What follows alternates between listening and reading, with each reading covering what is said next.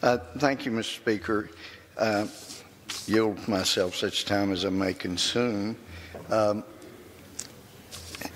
It's important, I think, to note, so you get a sense of what the gray wolves have done, that in 1987 was when a plan was finalized to restore them to the Northern Rockies by transplanting the wolves from Canada into central Idaho, Yellowstone National Park.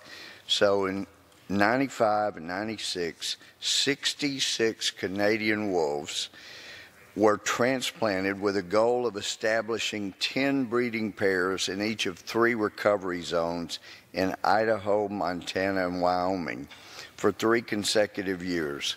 Well, guess what, Mr. Speaker? Those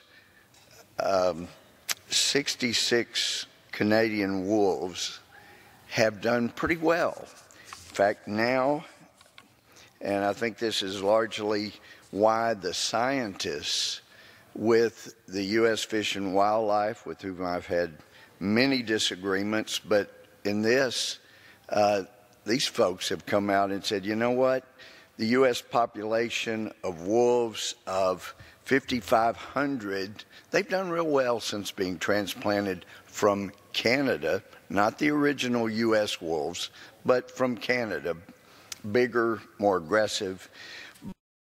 But there are 3,800 just in the upper Great Lakes, 8,000 to 11,000 in Alaska, and now 60,000 in Canada. As their numbers increase, so do the massive problems. And I appreciated the anecdotal information about seeing more elks and moose. And I would suggest, based on the rapidly escalating number of attacks, that you're going to see more and more elks and moose want to come hang around the cars so they don't get eaten by wolves.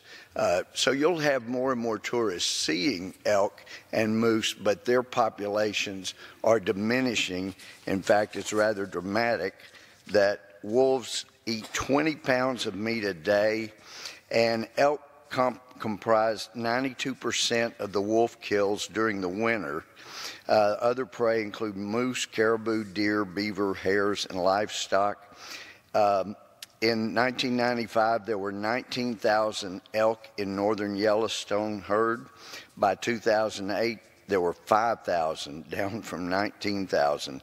The moose herd in the area also dropped from more than 1,000 to somewhere around 100 to 300. And I'm sure they'll get to hanging out with the tourists more and more just to keep from getting eaten.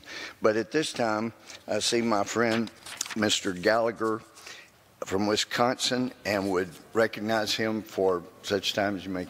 Thank you, Mr. Speaker. I yield myself 1 minute. I know there's contention that gray wolves, though they've dramatically exploded from those 66 original wolves being introduced to thousands and thousands now, the contention is, you know, they're not a threat to people.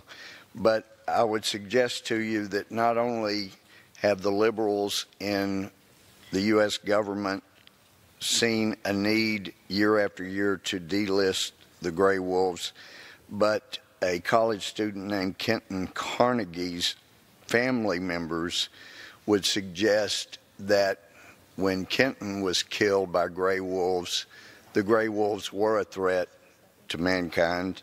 And Candace Berner, a teacher in Alaska who was killed by jogging, her surviving family members would suggest gray wolves are a threat to people.